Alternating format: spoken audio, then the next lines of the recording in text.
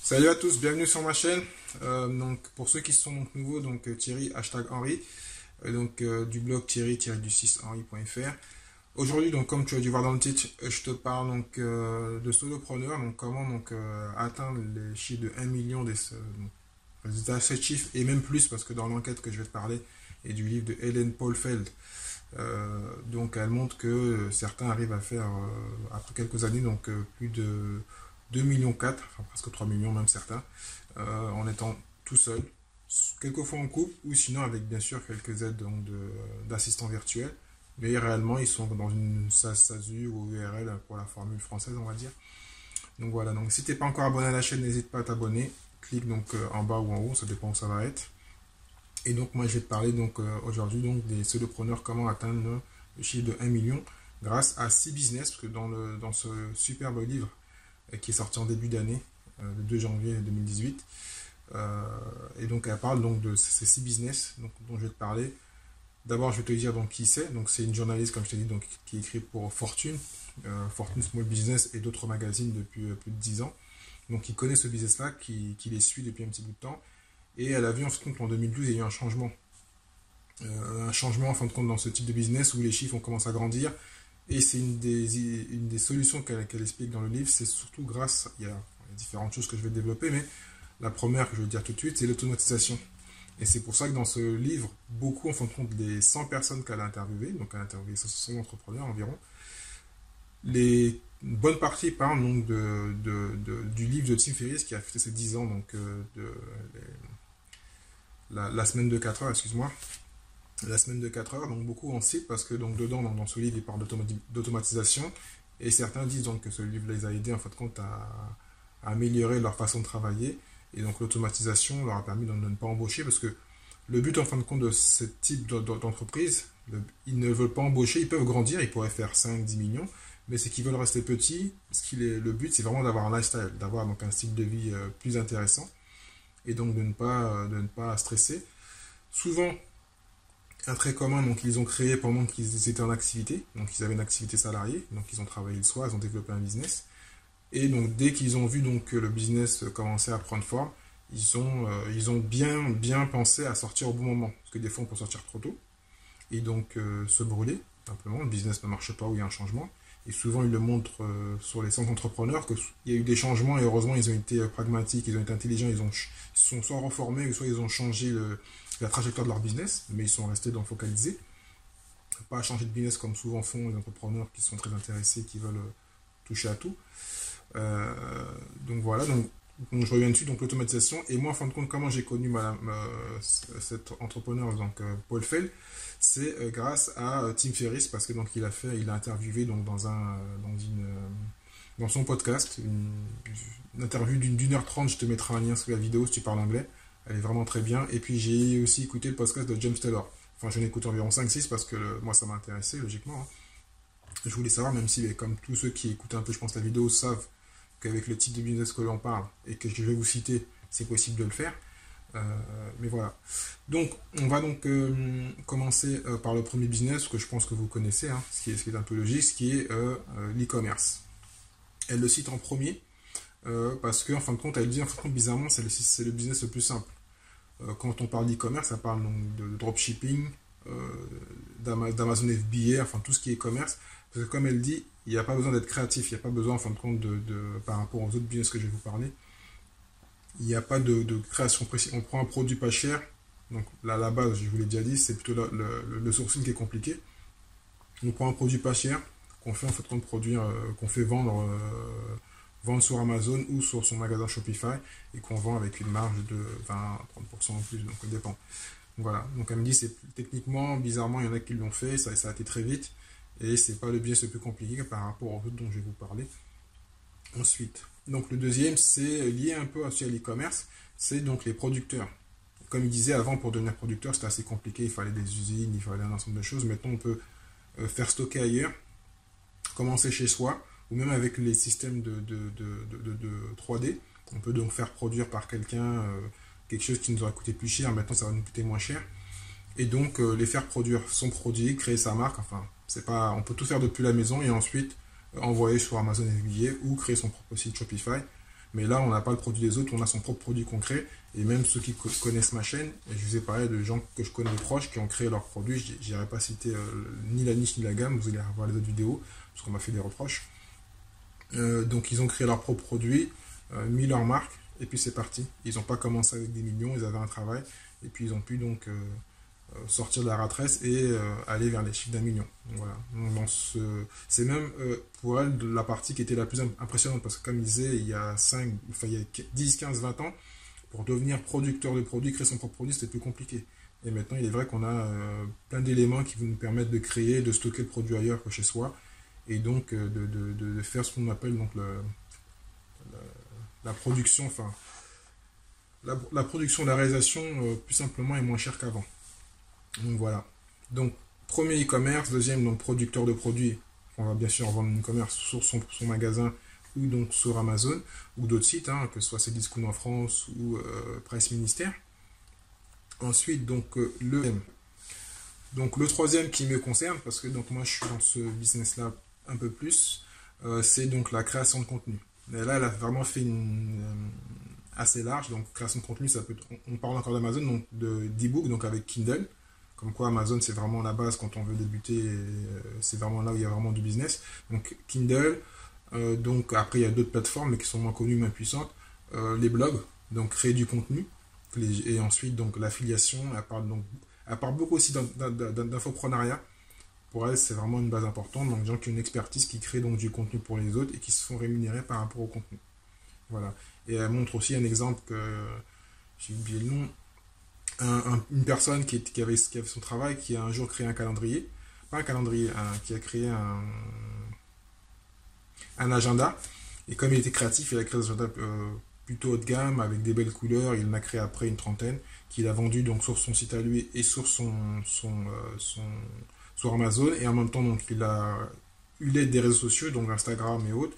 Et puis il est passé à 1 million en moins d'1 an, qu'avec simplement donc des agendas. Après, j'ai été voir, l'agenda coûte entre 30 et 50 dollars. Je pense qu'il a dû en vendre beaucoup. Il a une communauté et puis il a pu vendre beaucoup d'agendas. Il dépasse les 1 million avec ces agendas. Voilà. Donc, comme quoi, c'est un produit qui est techniquement très simple. Mais il est vrai, c'est de plus en plus à la mode aux États-Unis, les agendas pour planifier, pour s'organiser. Quasiment tout le monde en vend. J'ai même vu en France certains qui le mettaient sur leur blog, qui vendent donc des agendas pour planifier et pour s'organiser. Ce qui est très important quand on fait du business en ligne. Donc le quatrième. Donc le quatrième et le cinquième se ressemblent un petit peu. C'est tout ce qu'on appelle les services d'expertise en fin de compte, qu'on soit coach ou autre. Donc souvent c'est lié à un blog ou une chaîne YouTube. Donc on soit expert en massage ou autre. Et au lieu donc de faire comme avant, d'avoir des services peu chers, on devient tellement expert, on a tellement de communauté qu'on va charger le service assez cher. Donc au lieu de le faire facturer comme à l'époque à 100 ou 200, là on arrive à facturer à 500, à 1000 euros. Donc on est toujours un peu, on est moins en ligne par rapport au e-commerce, par rapport aux créations de contenu. Mais donc on fait donc des massages, des services techniques où on a une expertise et en fait on les facture à 1000 à 2000 euros. Pour pouvoir donc gagner sa vie et atteindre les 1 million qu'elle indique dans le livre. Donc il y a plusieurs services de coaching. Après, donc ça dépend bien sûr de la spécialité. Dans le livre, elle en parle, donc il y a plusieurs exemples. Moi, j'ai pensé au coaching parce que donc elle parlait de massage dedans et donc d'autres éléments comme ça. Ensuite, le cinquième, c'est tout ce qui est expert, donc plutôt expert lié aux entreprises. Donc là, c'est pas lié à un particulier comme pourrait le faire le coach ou les masseurs. C'est plutôt une personne en fin de compte qui a une expertise du genre l'avocat, l'expert comptable, qui n'ont plus besoin en fin de compte d'avoir des employés grâce à l'automatisation et Internet, et donc qui arrivent à avoir des leads, donc des contacts assez facilement, et qui peuvent charger une entreprise pareil 500, 1000, 2000 euros de service et même plus, parce qu'ils sont reconnus dans le métier, ils sont visibles sur Google ou sur Facebook ou sur LinkedIn, et puis ils vont donc charger donc des services assez chers, et donc souvent donc des services récurrents. Donc vraiment c'est lié à une expertise assez technique et se faire facturer par des professionnels, par une PME qui a besoin du service, et elle le fait automatiquement. Voilà. Donc expert ou créatif, hein, c'est un peu comme le quatrième et le cinquième, ils sont un peu liés, à part un vise donc les professionnels, l'autre les particuliers. Et le dernier, je pense que celui-là aussi, vous l'aurez deviné, c'est plutôt donc tout ce qui est l'immobilier. Là, parler en fin de compte, à prendre l'exemple que j'aime bien, parce que moi je suis passé par ce métier-là, un conseiller en patrimoine. Mais bizarrement, il ne s'enrichit pas par son métier, mais parce que il a tellement l'opportunité donc de voir des affaires. Il achète en quelques années 167 biens. Et donc il a un pactole, en fin de compte, un capital qui va dépasser quasiment les 10 millions, ce qui va le permettre en fin de compte de devenir indépendant grâce à son activité. Donc il a mis de côté, il a investi. Et il a acheté donc 167 biens dans une petite ville des États-Unis où il a pu donc avoir un business qui lui a apporté donc plus d'1 million donc de chiffre d'affaires chaque année. Ce qui est à préciser, ce qui est très important, en plus de l'automatisation, c'est que ces personnes-là, en fin de compte, là je parle d'1 million et certains arrivent aux 3 millions, elles ont ça en chiffre d'affaires. Donc après, c'est vrai que comme elles ont une activité qui est à domicile, elles ont un peu d'assistant virtuel. Souvent, ils travaillent en couple, ça arrive et des fois. Mais en fin de compte, elles sont rémunérées en général entre 25 à 35%, maximum 40% de leur chiffre d'affaires. Donc, elles n'ont pas 1 million de revenus. Elles ont entre 250 et 400, et ceux qui font 3 millions, donc ils ont un peu plus, donc ils arrivent au million. Mais voilà. Mais la plupart qui font le million sont entre 300 et 400 000 euros de chiffre d'affaires. Et une donnée importante, parce que c'est par rapport aux États-Unis, elle explique que la plupart l'ont fait parce qu'ils voulaient voir leurs enfants, ils voulaient avoir un lifestyle, ils veulent pas se développer, donc ils pourraient embaucher, ils n'embauchent pas, mais surtout parce que là-bas, donc, ils ont un problème de sécurité sociale, de couverture sociale plutôt, et donc une bonne partie aussi donc m'indiquait qu'ils se sont mis à leur compte parce qu'en tant que salarié, ils gagnaient entre 40, maximum 70 000, 70 000, même si certains étaient cadres, et qu'ils n'avaient pas, pas à joindre debout, donc ils se sont dit le seul moyen c'est de prendre ma vie en main et de créer ma société.